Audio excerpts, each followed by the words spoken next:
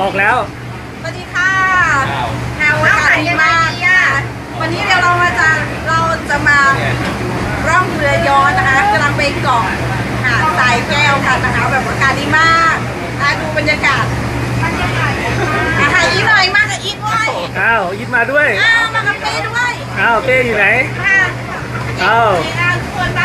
เฟซบุ๊กไลฟ์ครับเฟซบุ๊กไลฟ์อยู่โอเคเฟซบุ๊กไลฟ์ไลฟ์โอเคพี่บอยอยู่ข้างหน้าพี่กางเกงเจ็บมากเลยพี่บอยตอนนี้พี่บอยอยู่ข้างหน้านะครับพี่บอยจะลงน้ำแล้วครับ